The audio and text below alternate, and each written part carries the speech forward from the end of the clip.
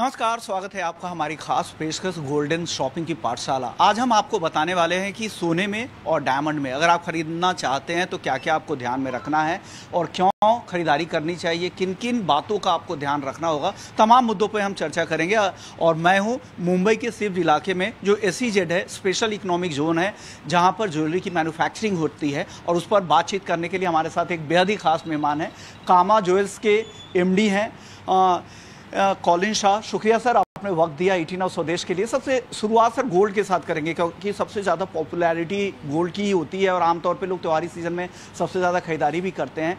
Sir, jewellery खरीदने में सबसे पहले क्या देखना चाहिए, हमारे दर्शकों को क्या सलाह देंगे जो नए खरीदार है, क्योंकि लगातार नए खरीदार जुड़ते भी रहते हैं त्योहारी सीजन में। एक चीज़ जो अपने देश में अच्छी हुई है, एक्चुअली 3 चीज़ हुई लास्ट 5 साल में। डिमोनेटाइजेशन हुआ, उसके बाद GST आया और फिर तीसरा हुआ मैंडेटरी हॉल मार्किंग।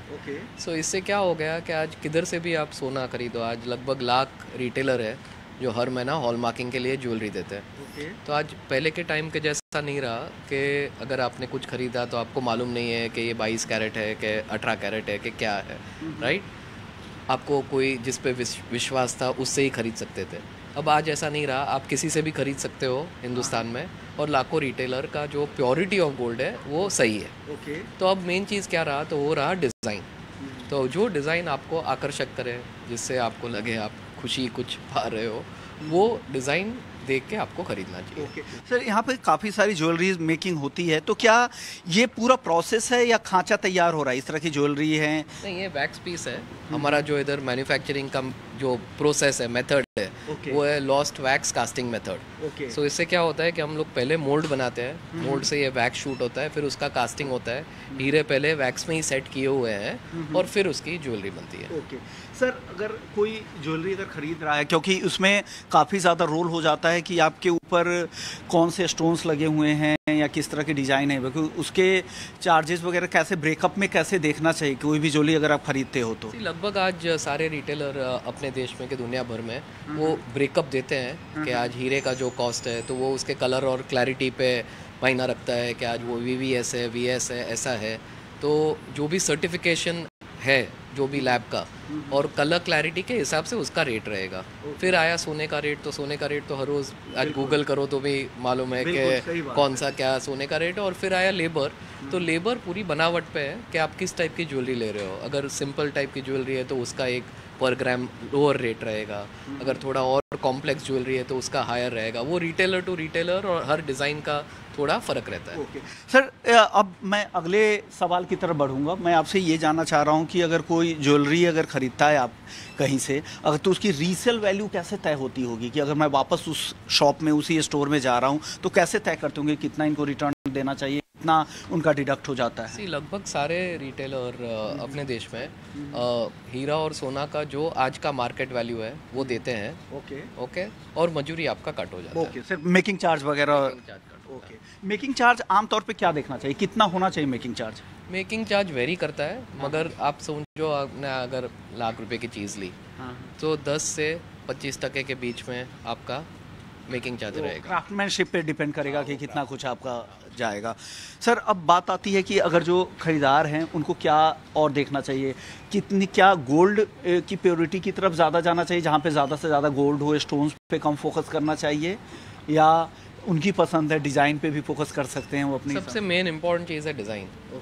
जो डिज़ाइन आपको पसंद है, फिर उसमें जैसे वो बनावट आती है, कब किसी में स्टोन ज़्यादा रहता है, किसी में अब खाली प्लेन गोल्ड की ज्वेलरी है फॉर एग्जांपल, तो उसमें तो खाली सोना रहेगा।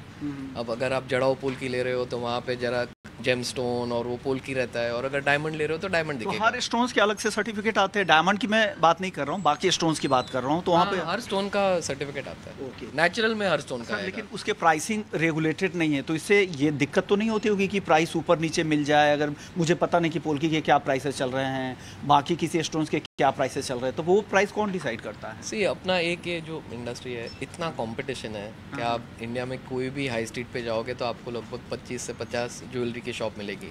तो आज कोई भी कंज्यूमर 2-3 दुकान में जाके अगर प्राइस चेक करेगा तो उसको पूरा जानकारी हो जाएगा। सर, अब बात करते हैं डायमंड की। सर, डायमंड को लेकर काफ़ी कॉम्प्लिकेटेड लोगों के मन में विचार आते हैं कि क्या करना चाहिए क्या नहीं। सबसे पहले बताइए कि लैब में और नेचुरल डायमंड में क्या क्या फ़र्क होते हैं, बेसिक फ़र्क क्या होते हैं दोनों डायमंड में? सी दोनों में फ़र्क ऐसे देखो तो फिजिकल केमिकल प्रॉपर्टी वो भी कार्बन है, ये भी कार्बन है, ये लैब में बना है और ये ज़मीन से बाहर निकला है।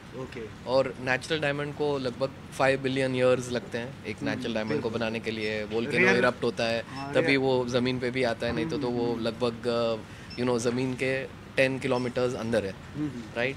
सो वो रहा नेचुरल है, इन्वेस्टमेंट, इमोशनल वैल्यू, वो कारण से नेचुरल की आज के तारीख में खरीदारी होती है। जो भी आज बड़ी ब्रांड्स है तो वो खाली नेचुरली करते हैं। और लैब ग्रोन आज की तारीख में ज़्यादातर एक्सेसरीज, एवरीडे वेयर, आपको किसी को गिफ्ट देना है तो उस टाइप की ज्वेलरी में वो ज़्यादा अभी चल रहा है। सर बड़े शहरों में तो कोई दिक्कत नहीं चली, वो उस तरह के सर्टिफिकेट मिल जाते हैं। आपको क्या लग रहा है जब छोटे शहर में है, अगर किसी को सिर्फ बिना सर्टिफिकेट के अगर लैब और नेचुरल डायमंड को पहचानना है तो कोई ऐसा तरीका जो आप बता दे कि वो पहचान ले? नहीं, उसको लैब में ही जाना पड़ेगा क्योंकि मशीन चाहिए उसको टेस्ट करने के लिए। और आज छोटा शहर हो के बड़ा शहर, सर्टिफिकेशन सब जगह है। ओके सर, लैब डायमंड को लेके, प्राइसिंग को लेके ये है नेचुरल के मुकाबले काफ़ी सस्ता है, तो कितना वैरी करता होगा प्राइस? कितने परसेंटेज टर्म में अगर बताए, अगर 1 लाख का अगर नेचुरल डायमंड है, उतने ही कैरेट का अगर हम लैब डायमंड लेते हैं तो कितना फ़र्क होगा भाव में? लगभग 25-30% मीन्स वो वैल्यू पे रहेगा। सो से 60-70% lower than natural. Okay, lab की रीसेल वैल्यू होती है क्या? वो हर दुकान पे है, अपने रिटेलर की पॉलिसी पे है, मगर जिससे आप खरीदार करोगे वो उसको सवाल पूछना जरा बेटर रहेगा। सर ये पूरी तरीके से इसकी प्रक्रिया कैसी है, जो ये तैयार कैसे करते होंगे, इसमें कितनी मिक्सिंग होती होगी? अगर जैसे ये मान लीजिए ये गोल्ड है तो बाकी मेटल्स कितना इसमें मिलाया जाता होगा? सो अगर 18 कैरेट है तो 75% प्योर गोल्ड रहेगा और 25% सिल्वर और कॉपर रहेगा। जनरली वैसे ही होता है ना, अगर 18 है तो 18 डिवाइड बाई 24 तो वो 75% हुआ, राइट। आमतौर पे ये मार्जिन किस तरह का रहता होगा? B2B में किस तरह के मार्जिन तो होते होंगे, और रिटेल टू कस्टमर्स B2C में किस तरह के मार्जिन रहते होंगे? सी वो सब बिजनेस मॉडल अलग अलग है। मैं मेकिंग चार्ज की बात नहीं कर रहा हूँ, बहुत टाइप के अलग अलग है, बट से जो कन्वर्जन रेशियो रहता है तो आज B2B में एक परसेंटेज है जो लोअर होता है, और रिटेल में रिटेल के खर्चे भी तो मीन्स ज़्यादा है ना, मॉल का रेंट ये वो। सर रिटेल में अगर कोई खरीदने जाता है, अगर उन्हें बहुत ज़्यादा आइडिया नहीं है, रूरल इलाकों में भी गोल्ड की बहुत बाइंग होती है, तो वो प्राइस कहाँ जाकर उन्हें देखना चाहिए? इकोनॉमिक टाइम्स, आपका पेपर। इसके अलावा सर अगर कोई लगता है जहाँ से उन्हें भाव पता करके, कुछ छोटे जगहों पे भाव को लेके बहुत ज़्यादा दिक्कतें होती है। नहीं, आज छोटे जगह में भी सोने का रेट सब जगह अवेलेबल है। ऐसे आज मोबाइल फ़ोन तो मीन सब जगह ही पहुंच गया है, और अगर आप कोई भी ऐप भी खोलोगे तो आपको गोल्ड का रेट इंडिया में सब कंज्यूमर को मालूम है। एक्चुअली आप देखोगे तो हमारा इंडस्ट्री भी ऐसे ही चलता है, जब भी सोने का प्राइस बढ़ता है तो वो 2-3 दिन खरीदारी थोड़ी गिरावट आ जाती है, और जब सोने का रेट थोड़ा सॉफ्ट होता है तो वापस खरीदारी आ जाती है। सर यहाँ पे कई सारे प्रोडक्ट्स दिख रहे हैं, तो इसके लिए हॉल मार्किंग आप करवा के देते हैं या रिटेलर करवाता है हॉल मार्किंग? नहीं, दोनों। कभी कोई रिटेलर भी बोलता है करने को और कभी मैन्युफैक्चरर भी करा के देता है रिटेलर को। अब तो हालांकि रिफाइनर के एंड से भी करने की बातचीत आ रही है, लेकिन देखते हैं उस तरह के फैसले होते कि नहीं। सर इस तरह के डिज़ाइन बनाने में जो मेकिंग चार्ज कितना आता होगा? जो डिज़ाइन मेरे हाथ में अभी है, इसकी मेकिंग चार्ज क्या होती होगी? इसमें लगभग आपको 15 से 20% देना पड़ेगा। और बाकी सर ये जो डायमंड मेरे हाथ में, ये लैब डायमंड है या नेचुरल डायमंड है? ये गोल्ड, ये नेचुरल डायमंड है, ये लैब है। सर इसमें अगर आपके पास काफ़ी अनुभव है, आप कैसे पता करते होंगे कि ये लैब है और ये नेचुरल है? मुझे तो देख के नहीं पता। नहीं, हमको भी इंडस्ट्री में मशीन की ज़रूरत है, तो वो मशीन है वहाँ पे, और उससे ही हम लोग टेस्ट कर पाते हैं कि नेचुरल है। देखो इसमें कैसा है, कार्बन टेस्टिंग करके आप हमारे दर्शकों के लिए बता सकते हैं कि लैब है या नेचुरल है? आप बता सकते हैं ना, पक्का बता सकते हैं। अभी हम लैब की में टेस्टिंग कैसे होती है डायमंड की, उसकी चर्चा कर रहे हैं। हमारे साथ एक टेक्नीशियन है। सर यहाँ पे आपके पास नेचुरल डायमंड भी है और लैब डायमंड भी है, कैसे पता लगेगा कि नेचुरल कौन है और लैब कौन है? तो ये देख रहे हैं कि आप टेस्टिंग के लिए इन्होंने डाल दिया है। अब दोनों तरह के प्रोडक्ट यहाँ पे अंदर में मशीन में डाले गए हैं, आप देख सकते हैं। उसके बाद ये अब पता कर पाएंगे कि लैब डायमंड कौन है और नेचुरल डायमंड कौन है, और फिर इसके हिसाब से ये तय करके अलग से इसकी पूरी फाइलिंग हो जाएगी, डॉक्यूमेंटेशन हो जाएगा, और फिर निकाल कर अलग उसे सेग्रीगेट कर लिया जाएगा। सर ये इसमें दोनों तरह के थे, लैब भी थे और नेचुरल डायमंड भी थे? ये लैब्रॉन डायमंड है। हाँ। लैब्रॉन डायमंड में ग्लो बहुत ज़्यादा करता है। और सेम इसमें नेचुरल डायमंड में। और एक साथ दोनों टेस्टिंग हो जाती है सर? हाँ। तो इसमें कौन कौन से लैब निकले और कौन कौन से नेचुरल निकले आप बता सकते हैं? तो आप देख सकते हैं कि इस तरह का प्रोसेस है, पूरे प्रोसेस को आप समझ सकते हैं कि लैब और नेचुरल डायमंड दोनों को मशीन के अंदर डाला गया है इस एक्सरे मशीन के जरिए। इसे एक्सरे मशीन ही बोलते हैं या कुछ और बोलते हैं? नहीं, scene detect machine. Okay. Lab grown diamond में ग्लो ज़्यादा रहता है, same as it is natural diamond में ग्लो बहुत कम रहता है। जैसे अपना गेन कम करेंगे ना, हाँ, तो लैब्रोन का ग्लो सेम रहेगा, नेचुरल डायमंड का ग्लो कम होता रहेगा। ओके।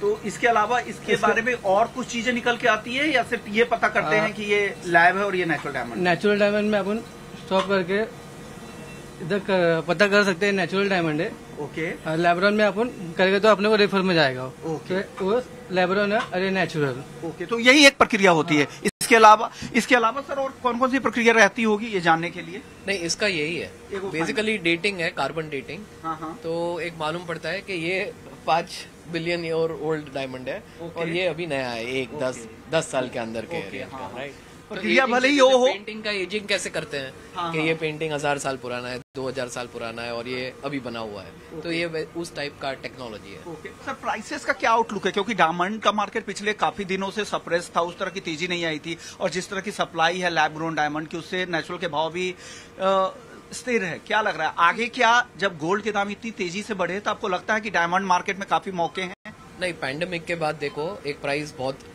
शार्पली बढ़ा था, 30-35% नेचुरल डायमंड का प्राइस बढ़ा था। फिर लास्ट 2 साल से थोड़ा गिरावट आई और थोड़ा स्टेबल हुआ है। अभी ये साल प्राइस स्टेबल है, अब यहाँ से अगले 1-2 साल में वापस बढ़ेगा। ओके। आपको क्या लग रहा है, सोना इतना महंगा है तो इस दिवाली धनतेरस पे लोग डायमंड को ज्यादा प्रेफर करेंगे? नहीं, ऐसा नहीं है। देखो, सोने का एक क्या है, वो एक सेफ हेवन है, और आज $2700 के लेवल पे भी वो और बढ़ने ही वाला है, बिकॉज फेड का और एक रेट कट आएगा।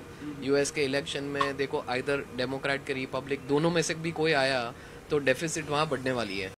और गोल्ड का हमेशा एक इनवर्सली प्रोपोर्शनल रिलेशन रहा है डॉलर से। सो जैसे डॉलर वीक होगा सोना बढ़ेगा, तो ये 2700 से अगले साल 3000 के लेवल पे ही जाएगा। तो आज की तारीख में भी अगर खरीदारी की कंज्यूमर में, तो वो अप्रिसिएशन ही मिलेगा। और रुपी भी अपना वीक हो रहा है, 84। आप दोनों तरह के कारोबार में है, डायमंड में भी है, गोल्ड में। क्या लग रहा है अगले 1 साल में, अगली दिवाली तक आपको क्या लग रहा है कहाँ ज्यादा रिटर्न मिल सकता है? गोल्ड ऑलरेडी इतना चल चुका है, 35% की तेजी आ चुकी है साल भर में, और डायमंड में उस तरह की तेजी नहीं आई है। अगली दिवाली तक कौन ज्यादा यहाँ रिटर्न दे सकता है परसेंटेज टर्म में? वो बोल नहीं सकता मैं कि एग्जैक्ट परसेंटेज टर्म में कौन ज्यादा रिटर्न देगा, क्योंकि ये मार्केट है और हर रोज बदलता है ऐसे। बट सोना एक सेफ हेवन है और नेचुरल डायमंड एक इमोशनल कनेक्ट है। तो दोनों की खरीदारी के जो कारण है वो अलग है। ओके। मार्केट में क्या ट्रेंड चल रहा है? क्योंकि आप हालांकि B2B डील करते हैं लोग, लेकिन रिटेलर आपको बताते होंगे मुझे इस तरह का प्रोडक्ट बना के दीजिए। क्या चल रहा है? क्या लाइट वेट वाली ज्वेलरी ज्यादा पसंद की जा रही है क्योंकि दाम बहुत ज्यादा बढ़ गए हैं? सबसे जो आज के तारीख में जो हॉट सेलिंग है और जहाँ सब रिटेलर्स भी बड़ा ग्रोथ देख रहे हैं, वो है 10,000 से 2 लाख का प्राइस पॉइंट। ओके। सो 10,000 रुपए से 2 लाख का जो प्राइस पॉइंट है, उसमें सबसे ज्यादा ग्रोथ और खरीदारी आ रही है। अब आखिरी सवाल सर, गोल्ड और डायमंड इस त्योहारी सीजन जो भी खरीदने जा रहे हो, उनके लिए क्या ऐसे 3 गोल्डन टिप्स आपकी तरफ से? पहला, जैसे मैंने पहले भी बताया कि मेन चीज है डिजाइन। दूसरा है कि प्योरिटी जरूर, और सर्टिफिकेशन हॉलमार्किंग है कि नहीं वो जरूर कंज्यूमर को देखना चाहिए। और तीसरा है भरोसेमंद रिटेलर, जिसे भी खरीद रहे हैं वो मेक श्योर के आपका ट्रस्टेड रिटेलर हो। तो ये थे हमारे साथ कॉलिन शाह कामा ज्वेलर से, और वो एमडी है कामा ज्वेलर्स के। हम उनकी यूनिट में है। SEZ है, स्पेशल इकोनॉमिक जोन है, जो अंधेरी ईस्ट के सिर्फ इलाके में है। वहाँ पे कारीगर लोग लगातार यहाँ पर काम कर रहे हैं, जहाँ पर गोल्ड से लेकर डायमंड ज्वेलरी तक बनाई जा रही है, और डायमंड में भी यहाँ पर लैब भी और नेचुरल डायमंड सब तरह की चीजें बन रही। तो आपने देखा कि क्या कैसे इसकी पूरी प्रक्रिया है, कैसे इसकी प्योरिटी चेक की जाती है, और साथ ही आपने शॉपिंग से लेकर मार्केट के फंडामेंटल्स, प्राइस आउटलुक सबको आपने समझ लिया।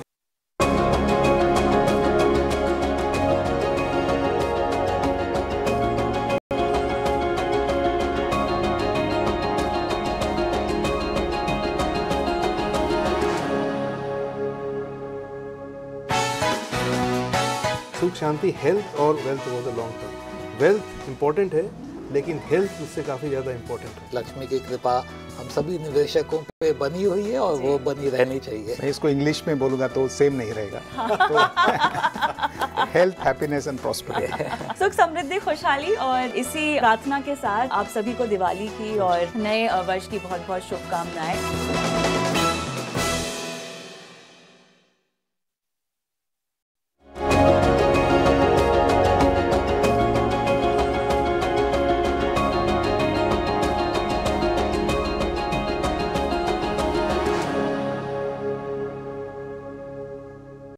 खास मेहमान है हमारे साथ, वो है वर्ल्ड गोल्ड काउंसिल इंडिया के सीईओ हैं सचिन जैन।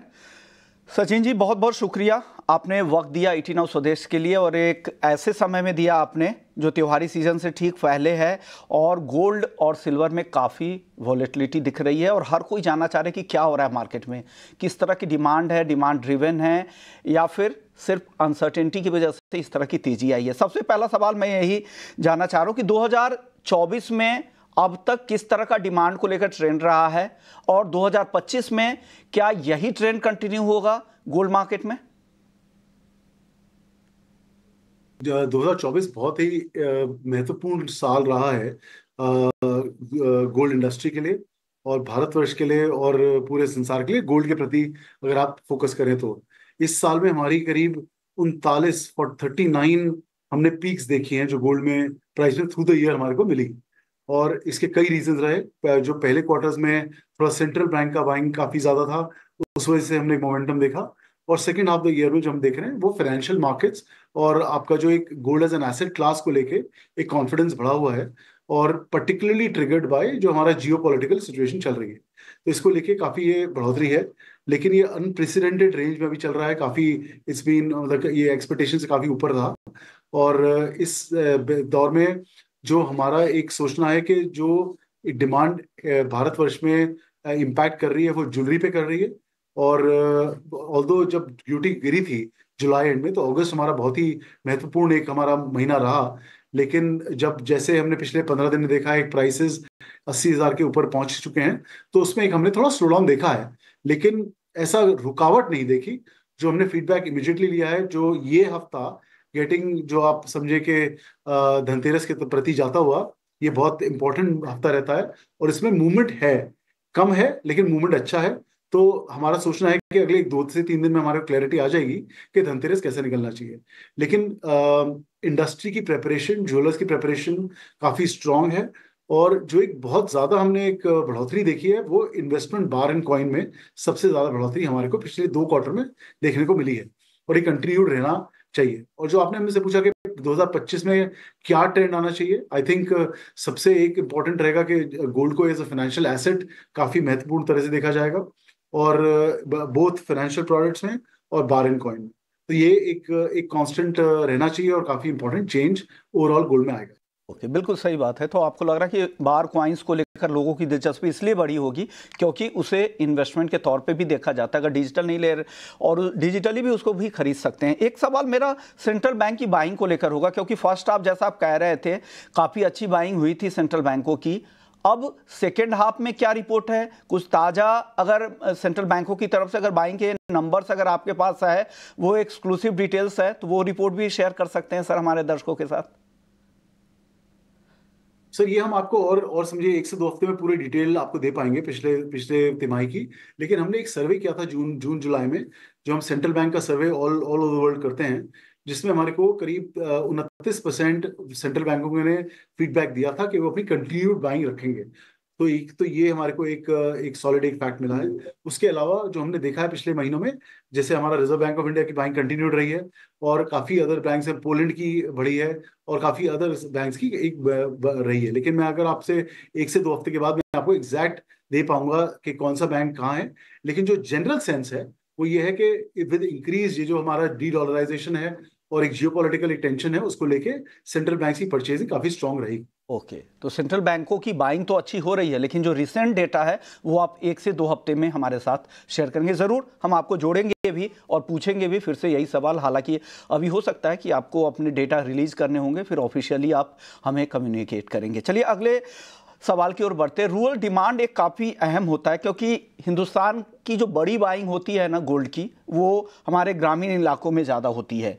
तो WGC का इसमें क्या रोल है और मार्केट को कैसे ज़्यादा से ज़्यादा इफेक्टिव बनाने के लिए, रूरल डिमांड को बढ़ाने के लिए, क्योंकि प्रोडक्ट का दायरा अब काफ़ी बड़ा हो गया है गोल्ड का, कई सारे एवेन्यूज़ हो गए हैं, कई सारे विकल्प हो गए हैं, इसमें आप लोगों की क्या भागीदारी हो रही है ताकि रूरल इकोनॉमी को भी उसका फ़ायदा मिले? आप लोगों की से वो ज़्यादा जागरूक होंगे आप लोगों की वजह से।